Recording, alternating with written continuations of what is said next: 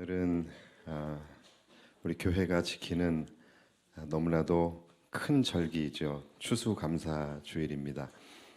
추수감사주일에는 여러 가지 또 행사가 있고 또 성례식이 있습니다. 그러다 보니까 저희들이 이제 예배를 준비할 때에 시분 단위로 쪼개서 큐시트를 작성을 합니다. 그런데 이렇게까지 잘 지켜진 적이 없었는데 11시 4분에 제가 설교를 시작할 줄은 예, 정말 몰랐네요. 예, 너무 잘 지켜도 이게 조금 어색하네요. 자, 여러분들 캠핑 좋아하십니까? 그래요? 우리 아이들이 이렇게 좋아하는 거는 부모 때문이겠죠, 그렇죠? 예, 언젠가부터 우리나라에 이 캠핑의 붐이 일어나면서 캠핑 문화가 자리 잡게 되고 또 캠핑족들이 많이 생겨나게 되었습니다. 아마 우리 성도들 중에도 캠핑 좋아하시는 분들 계실 거예요. 한번 손 한번 들어보세요. 나는 캠핑을 좋아하고 가끔 캠핑을 다닙니다 하시는 분들 손 한번 들어보세요. 예, 좀 계신데 저는 개인적으로 여러분들이 이해가 잘 안 갑니다. 예, 왜 멀쩡한 집 놔두고 텐트에서 잠을 자는지, 주말만 되면은 텐트를 싸들고 캠핑을 가시는 분들을 보면은 저러려면 몽골에서 태어나지 왜 우리나라에서 태어났나 이런 생각도 좀 들고 그래요. 자, 그런데 여러분 이 캠핑의 원조가 어딘지 아십니까?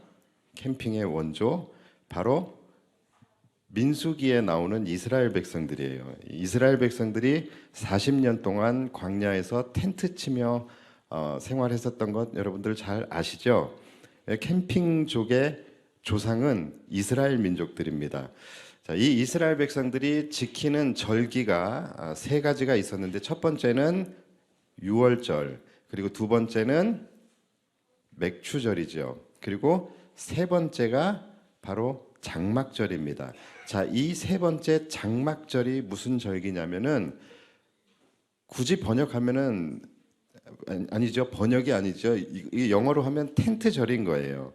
예. 이들이 출애굽의 광야 생활을 할 때에 천막을 치고서 40년 동안 광야에서 생활을 했어요. 그 동안에 하나님께서 이들과 함께 하시면서 그들을 지키시고 또 도우시고 또 보호하셨던 그 하나님의 은혜를 기억하고 또 기념하는 절기가 바로 이 세 번째 장막절입니다. 그래서 이 장막절이 되면은 유대인들은 밖에다가 텐트를 칩니다. 이 장막을 치고 그곳에서 일주일 동안 하나님의 은혜에 감사하는 축제를 벌이게 됩니다. 말 그대로 캠핑을 하게 되는 것이죠. 그리고 이 장막절이 바로 오늘날의 추수감사절이 된 거예요. 그래서 후대에 가서는 이들이 정착하고 살아가면서 이제 농사를 짓지 않겠습니까? 그래서 1년 농사를 마치고 모든 것을 거두어 들인 후에 한 해 동안 하나님께서 광야에서와 같이 우리와 함께 하시고 우리를 지키시며 도우셨다. 이것에 대하여 감사하고 또 앞으로 다가올 그 한 해에도 올해와 같이 지금까지 우리와 함께 하시며 우리를 지켜주셨던 것과 같이 다음 한 해에도 하나님께서 함께 하여 주시고 은혜를 베풀어 주시기를 사모하며 미리 감사하는 그런 절기가 바로 추수감사절인 거예요.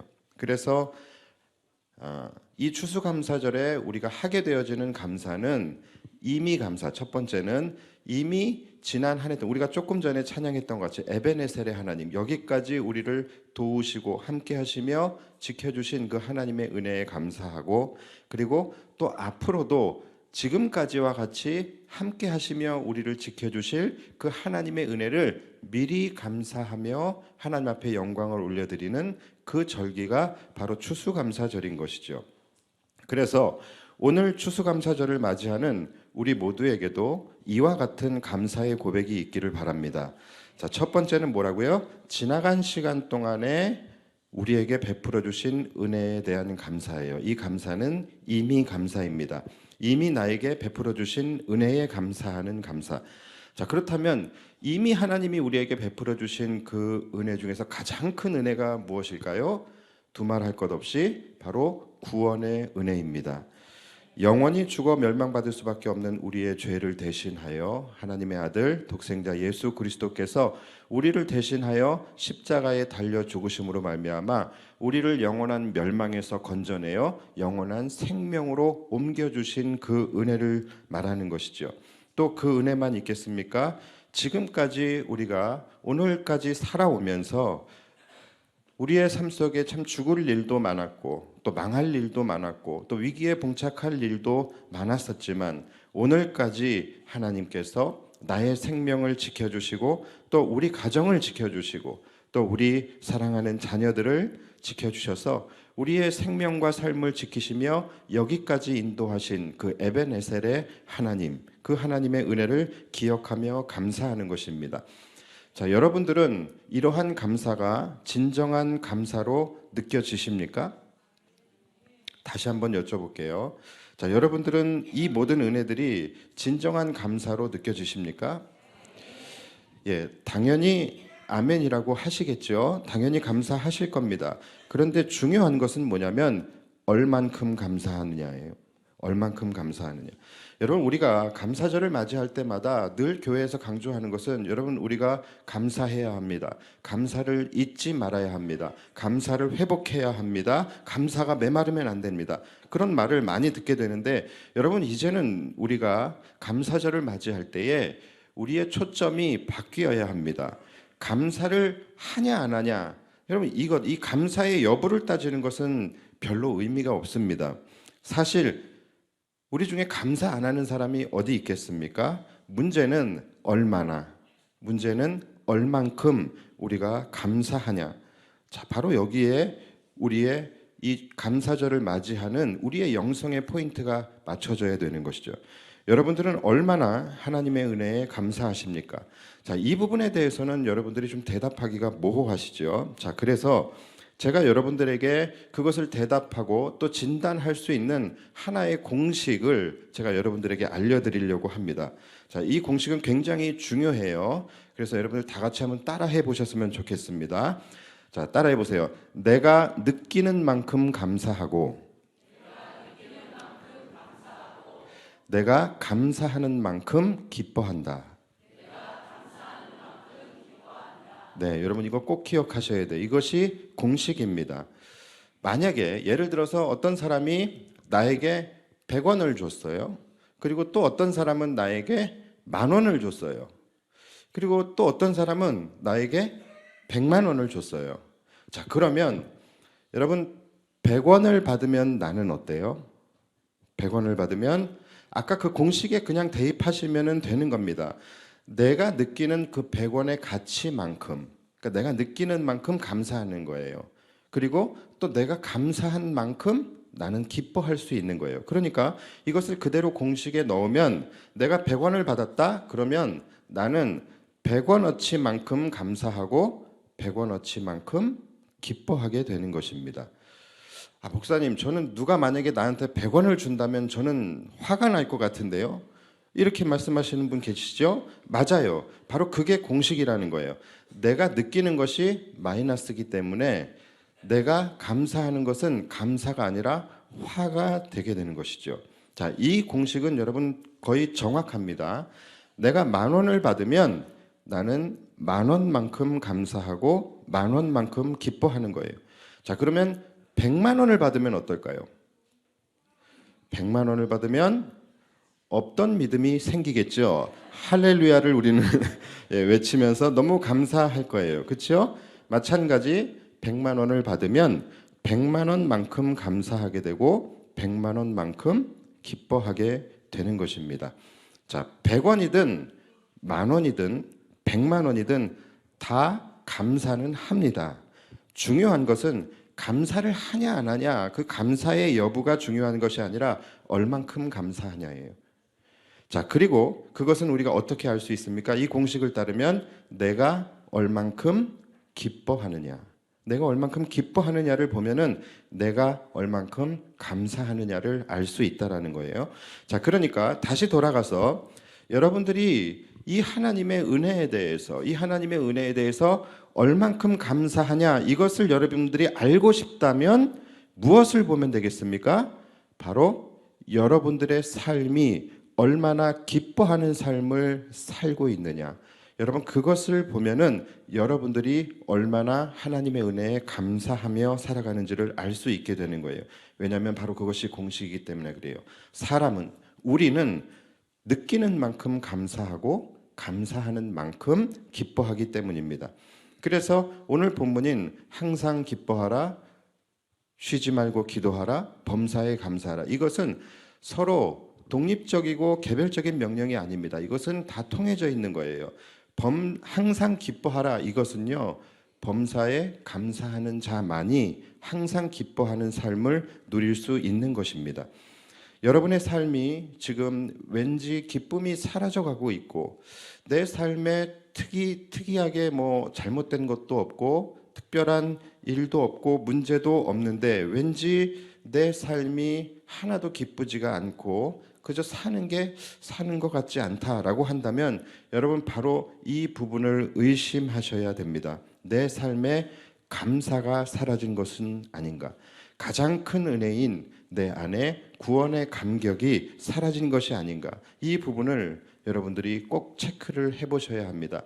하나님의 은혜를 내가 그 가치를 알고 그 가치만큼 감사할 수 있는 사람은 그 삶이 기뻐하는 삶을 살 수밖에 없다라는 것이죠. 제가 이번 주 중에 한 권사님과 차를 타고 가면서 제가 그 권사님이 이런 말씀을 하시더라고요. 자다가도 갑자기 아이고 내가 하나님 안 믿어서 지옥 갔으면 어쩔 뻔했나, 내가 구원받은 게 너무 감사하다라는 그런 생각을 하셨대요. 자, 여러분 이 권사님은 구원에 대해서 구원이 얼마나 큰 은혜이고 큰 감사인지 그 가치를 느끼시는 분인 거예요. 그래서 이분의 삶은 어떻게 됩니까? 상황과 관계없이 언제나 기뻐하는 삶을 살 수밖에 없는 거예요. 제가 이 권사님의 고백을 들으면서 나보다 훨씬 낫구나라는 그런 생각을 했어요.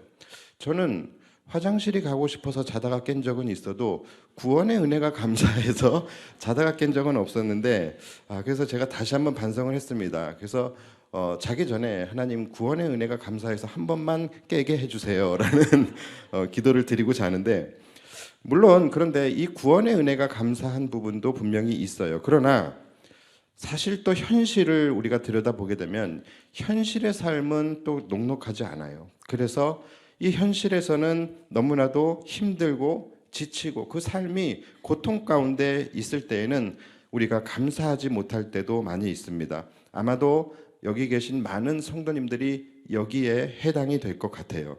내 삶에 그렇게 감사할 것이 없는데 어떻게 감사를 하나, 이런 마음이 드시는 분들도 계실 거예요. 그러나 여러분, 그러할지라도 감사하는 것이 진짜 감사입니다. 일이 잘 풀릴 때는요, 감사할 것이 많을 때는 누구나 감사할 수 있어요. 일이 잘 풀릴 때 감사하는 것은 너무나도 쉽습니다. 그러나 일이 내 뜻대로 되지 않을 때, 하나님이 내 기도에 응답해 주지 않으실 때에, 하나님이 내 기도에 거절하실 때, 그러니까 그리 아니하실지라도 감사할 수 있는 것, 여러분 그것이 진정한 구원받은 성도의 감사인 것이죠. 이것을 바로 가시감사라고 합니다. 길가의 장미꽃을 보면서는 누구나 감사할 수 있어요. 그러나 장미꽃 가시에도 감사할 수 있는 것, 이것이 진짜 신앙인이고 진짜 성도라는 것입니다. 김동인의 사초집을 보면은 유관이라는 사람에 대해서 나옵니다. 이 유관이라는 사람이 누구냐면 세종대왕 때에 우의정을 지냈던 사람이에요. 근데 이 사람이 굉장히 청빈한 사람이었다라고 합니다. 그래서 우의정을 지내기 전까지만 해도 자기 집 하나도 없이 저 동대문 바깥에 울타리도 없고 대문도 없는 그러한 초라한 허름한 그런 초가집을 짓고 그렇게 살았다고 합니다. 자, 그런데 그마저도 이게 제때 그 지붕을 덮지 못해 가지고서 군데군데 하늘이 보이는, 군데군데 하늘이 보일 만큼 구멍이 뚫어져 있었다라고 해요. 그래서 비가 오면은 집 안으로 그렇게 비가 들이치고 그랬다 그래요. 그런데 이 유가는 그러함에도 불구하고 조금도 불평하는 기색이 없이 항상 만족하고 항상 감사하는 그러한 삶을 살았다고 합니다. 장마철이 되면은 매일같이 비가 내리지 않겠습니까? 그 매일같이 내리는 비 때문에 방 안에 누울 곳조차 없어서 그 아내와 같이 그 누울 자리를 찾아다니면서 비가 올 때마다 이리저리 비가 새지 않는 곳을 피해 다니면서 옮겨 다니면서 그렇게 살았다고 해요. 그리고 또 비가 너무나도 많이 올 때는 여기저기 비가 안 새는 곳이 없어서 더 이상 이제 옮겨 다닐 데도 없고 피할 데도 없어서 어떻게 했냐면 우산 하나 펴가지고서 그 우산 안에서 그 아내와 둘이 마주 앉아가지고서 쭈그리고 앉아가지고서 그렇게 비를 피했다라고 합니다. 얼마나 여러분 그 상황이 기가 막힙니까? 그러니까 그 우산 밑에서 이 상황이 너무나도 기가 막히고 처량한 자기 처지를 보면서 탄식하고 있는 그 아내를 바라보면서 이 유관이 웃으면서 이렇게 말했다라고 합니다. 여보, 그래도 우리는 우산이 있지 않소. 우리는 이 우산이 있으니 이와 같이 심한 비를 피할 수라도 있는 것이 아니겠소. 나는 참 감사하오. 이렇게 이야기를 했다라고 합니다. 자, 여기 우리 유초등부 자녀들도 있는데 우리 사랑하는 유초등부 여러분, 절대로 이런 남자와 결혼하시면 안 됩니다. 특히 우리 에스더 절대로 정신 차리셔야 합니다. 내 눈에 흙이 들어오기 전까지는 정말로 이런 사람과는 제가 결혼 안 시킵니다. 중고등부도 다 정신 차리시기 바랍니다. 혹시라도 남편이 나중에 이런 얘기하면 우산으로 비를 막지 말고 그 입을 틀어 막으셔야 되는 거예요. 아니, 화창할 때 뭐 하고 왜 지금 비 올 때 그 사단을 내냐는 거예요. 그러나 여러분, 이 사람의 삶의 방식에는 우리는 이처럼 동의하지 못해요. 그러나 이 사람이 가지고 있는 긍정적인 마음, 그리고 감사하는 마음은 우리가 충분히 본받을 만하지 않겠습니까? 어떠한 상황 속에서도 설사 그것이 고난과 시련이라 할지라도 그 안에서 감사할 수 있는 것, 여러분, 이것이 진짜 감사이고 이 감사가 하나님이 가장 기뻐하시는 가장 값진 감사입니다. 그래서 여러분, 감사 중에서는 이 가시감사, 이것이 가장 중요한 감사예요. 이 가시감사, 고난 중 감사는요, 우리의 삶을 실제적으로 하나님의 회복과 축복으로 이끌어가는 감사인 거예요. 자, 이 말이 무슨 말이냐면, 우리가 고난 중에 감사할 때, 그 감사는 우리가 훗날 지나간 시간을 돌아보며 이미 우리에게 베풀어 주신 그 은혜에 감사하는 이미 감사의 제목이 된다라는 것입니다. 자, 그런 의미에서 이 가시감사는 앞으로 하나님께서 우리에게 베풀어 주실 그 미래에 대한 감사로 연결되어지게 되는 거예요. 말이 조금 어려울 수 있습니다. 이해가 조금 힘들 수 있어요. 그런데 쉽게 말해서 뭐냐면, 우리가 고난 중에 감사할 수 있다라고 한다면 고난은 더 이상 고난이 아니라는 것이죠. 그 고난은 하나님이 우리에게 베풀어 주실 축복이 된다라는 것입니다. 그리고 이것을 아는 자들, 그리고 이것을 경험한 자들은요, 고난이 올 때에 그 고난에 대해서 슬퍼하지 않습니다. 이 고난을 오히려 더 감사하게 소중히 여기게 됩니다. 고난을 당할 때마다 탄식하고 한숨 지으며 엎드러지기보다는 더 그 고난 가운데 하나님 앞에 기도하며 이 상황을 주신 하나님께 감사한다라는 거예요. 왜 그럴까요? 바로 이 고난이라는 것이 위장된 축복이라는 것을 그들은 알고 경험했기 때문에 그런 것이죠. 제가 지난주 중에 다니엘 기도회를 드리면서 그 중에 강사 중에서 스티븐 오라는 장로님의 간증을 들었습니다. 혹시 여러분들 가운데서도 들으신 분 계실지 모르겠는데, 이분이 누구냐면은 헐리우드에서 이 특수 촬영 감독으로 굉장히 유명하신 분이에요. 자, 그런데 이분이 이 특수 촬영을 하는 촬영 감독인데, 이분의 전공은 전혀 다른 화학공학을 전공을 하신 분이에요. 근데 이분에게 어떤 일이 있었냐면은 가장 왕성하고 창창한 나이에 이분이 스키를 타다가 이 스키 점프를 하다가 이제 잘못돼 가지고서 한쪽 발목이 으스러졌어요. 그래서 이제 병원에 실려가 가지고서 큰 대수술을 받고 막 여기저기에다가 철심을 받고 또 이것을 막 치료하는 과정에서 몰핀 주사를 맞았는데 이 몰핀 주사가 이 약물 반응에 의해서 머리가 다 날아간 거예요. 그래 가지고서 이제 머리가 싹 다 벗겨졌어요. 이 젊은 나이에 발목 나갔지요. 머리 나갔지요. 그러니까 이 사람은 정말로 내가 이제 살 필요가 없겠구나, 살 의미가 없겠구나 하면서 이 사람이 큰 좌절을 했었다라 그래요.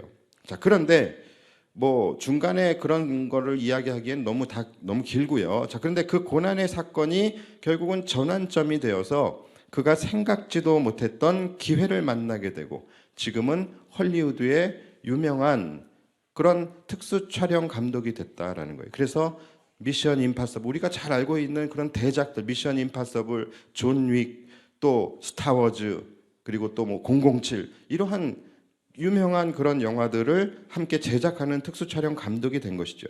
자, 그런데 그가 고백을 하는데 이 고백이 저에게는 굉장히 인상 깊었습니다. 나는 지금 30년 전으로 돌아간다 해도 내가 이 사고 이전의 시간을 되돌릴 수 있다 해도 나는 망치로 내 발목을 부술 것이다. 이렇게 말을 합니다. 왜냐하면 그때의 그 고난이 오늘의 나를 있게 했기 때문이다. 이렇게 이야기를 해요. 그리고 그가 그 이후에도 그가 삶 속에서 만나는 여러 가지 어려움들을 이야기하면서 계속해서 그가 반복하는 말이 뭐냐면 그때 그 고난이 없었다라고 한다면 나는 오늘 이 자리에 서 있지 못했을 것이다 라고 이야기를 해요. 여러분, 이 고난 가운데에 우리가 하나님을 찾고 이 고난 가운데 감사함으로 하나님 앞에 나아갔을 때에 하나님께서 그 고난을 축복으로 바꾸어 주시는 그 경험을 여러분들은 해보셨습니까? 저는 이러한 간증을 들으면서 제 자신도 한번 다시 좀 돌아보게 되었어요. 내가 힘들 때, 또 내가 고난이라고 생각했을 때에 나는 어떻게 반응을 했나? 여러분 혹시 고난 가운데 계십니까? 여러분 좌절하고 또 탄식하고 원망하고 주저앉고 왜 나에게 이런 일이 일어나나? 여러분 이렇게 하지 마시고 그 시간에 여러분들 감사하시기 바랍니다. 그 감사가 여러분들의 고난을 이기게 하고 또 그 감사가 여러분들의 고난을 축복으로 바꿀 수 있는 동력이 될 것입니다. 여러분 고난 가운데 감사할 때에 하나님께서는 미래의 축복된 여러분들을 만들어 가실 줄 믿습니다. 페니 크로스비라는 여인을 혹시 아십니까? 그 역시도 태어난 지 6주 만에 의사의 실수로 인해서 두 눈을 잃어버리게 돼요. 소경이 된 것입니다. 그리고 그 이후로 그는 할머니 손에 자라면서 할머니의 품에서 할머니가 들려주시는 성경 말씀을 그가 들으면서 자라나게 되는데 이 크로스비 역시 비록 그가 눈이 멀고 눈으로 보지 못하고 오직 들려지는 말씀으로만 하나님의 말씀을 그가 만날 수 있었지만 비록 그는 육신의 눈이 아닌 영의 눈으로 그가 하나님을 만나게 돼요. 그리고 그녀는 9살 때에 이런 고백을 하게 됩니다. 만약에 하나님이 지금 나에게 시력을 허락해 주신다 해도 나는 안 받으렵니다. 하늘나라에 가면 밝은 눈을 주실 터인데 세상에서 더럽혀지지 않은 깨끗한 눈으로 우리 주님의 얼굴을 보렵니다. 이렇게 얘기했다라고요. 그러니까 그녀는 자신이 앞을 보지 못하는 것에 대하여 불평과 불만보다는 늘 감사하는 삶을 살았다 그래요. 그리고 내가 장차 내 눈으로 보게 될 첫 사람이 주님이라서 참 감사하다. 나는 내 눈을 멀게 한 그 사람을 만난다면 나는 그에게 한없는 감사의 인사를 드리겠다. 이렇게 이야기했다라고 해요. 그리고 그는 앞을 볼 수 없는 그 불편함 속에서도 하나님께 감사하며 하늘나라 천국에서 그 주님을 배울 날을 그가 소망하면서 그가 곡을 써내려가게 됩니다. 그렇게 그가 앞을 보지 못하는 그 고난 가운데 감사하면서 쓴 찬송들이 바로 우리가 너무나 잘 알고 있는 나의 갈 길 다가도록 예수 인도하셨네. 그의 삶은 앞을 보지 못하는 삶이었어요. 그래서 그의 삶을 인도하신 분은 자신의 눈이 아니라 예수님께서 자신의 인생을 인도하셨다라고 고백을 하는 거예요. 또 인내하신 구세주여, 예수를 나의 구주 삼고 주의 음성을 내가 들으니 오 놀라운 구세주 예수 내 주, 나의 영원하신 기업 예수 나를 위하여 예수께로 가면, 우리가 너무나도 사랑하면서 우리가 즐겨 부르는 그 찬양들, 이 찬양 외에도 8천여 곡의 찬송시를 그가 작곡하게 됩니다. 그가 쓴 가사 중에 예수를 나의 구주 삼고, 이 찬양이 있죠. 저도 너무 좋아하는 찬양인데요. 그 중에 이러한 가사가 있죠. 세상과 나는 간 곳 없고 구속한 주만 보이도다. 자, 그가 이렇게 귀한 영적 고백을 할 수 있었던 이 영적 고백이 그의 찬양 속에 이렇게 녹아 있을 수 있었던 이유는, 그는 세상의 것을 바라보는 눈은 비록 멀었지만 영의 눈으로 구속한 주님만 바라보며 살았던 사람이었기 때문이 아닐까요? 그는 이 세상의 어둠을 보지 않고 영의 눈으로 빛 대신 예수 그리스도와 천국의 소망을 그가 바라보고 있었기 때문에 그는 이러한 영적 고백들을 할 수 있었던 것이죠. 사랑하는 여러분, 감사하는 자에게 하나님은 은혜를 주십니다. 또 고난 가운데 감사하는 자에게는 하나님께서 더한 축복을 주십니다. 제가 금요일에도 말씀드렸지만 저는 이 추수감사절에 제가 할 수 있는 가장 많은 헌금을 드립니다. 그런데 그렇다고 해서 그것이 하나님께서 저에게 막 좋은 일만 생기게 해주시고 저에게 막 큰 축복과 큰 은혜를 막 물붓듯이 부어주셨기 때문에 제가 그렇게 하는 것이 아닙니다. 뭐 사실 저에게는 올해가 사실 가장 힘든 해였어요. 그리고 올해가 저에게는 굉장히 이 목회 현장 안에서도 제가 이 목회의 자신감을 가장 많이 상실했던 해가 바로 올해였습니다. 누군가는 그것이 아홉수 때문이다라고 이렇게 이야기를 하는데, 그 얘기를 듣고 나서 제가 또 내년을 기대해 보게 됩니다. 그런데 저에게는 개인적으로 굉장히 올해가 힘든 한 해였지만 그러함에도 불구하고 저는 올해의 가장 큰 예물을 하나님 앞에 올려드립니다. 그것은 다른 이유 때문이 아니에요. 이미 하나님께서 저에게 베풀어 주신 그 은혜가 너무나도 크기 때문이고, 또 하나님께서 나를 구원해 주신 그 구원의 은혜가 너무 감사하기 때문이고, 또 지금은 비록 힘든 시간을 보내고 있다 할지라도 이 고난을 언젠가는 하나님께서 반드시 기쁨으로 또 은혜로 축복으로 바꾸어 주실 것을 믿기 때문에 미리 감사하며 하나님 앞에 올려드리는 것이죠. 그 하나님을 신뢰하는 그 믿음의 고백, 그것이 우리가 추수감사절에 드리는 감사가 되어야 하는 것이죠. 여러분, 오늘 본문 항상 기뻐하라, 쉬지 말고 기도하라, 범사에 감사하라. 여러분, 이 말씀은 우리가 굉장히 중요하게 생각하고 반드시 우리가 지키고 또 이루면서, 삶으로 이루면서 살아가야 할 귀한 말씀인 거예요. 그런데 이 세 가지의 말씀은 이 안에는 굉장히 귀한 영적 비밀이 있는 거예요. 어떠한 상황 가운데서도, 어떠한 고난 가운데서도 우리가 범사에 감사하는 것, 그럴 때에 또 나에게 베풀어 주신 그 하나님의 은혜를 우리가 기대하고 사모함으로 쉬지 말고 기도하면서 나아갈 때에 바로 항상 기뻐할 수 있는 복된 삶을 살아갈 수 있게 되는 것이죠. 그래서 여러분, 항상 범사에 감사하시고 쉬지 말고 기도하십시오. 그럴 때에 우리의 삶은 항상 기뻐하는 복된 삶이 될 것입니다.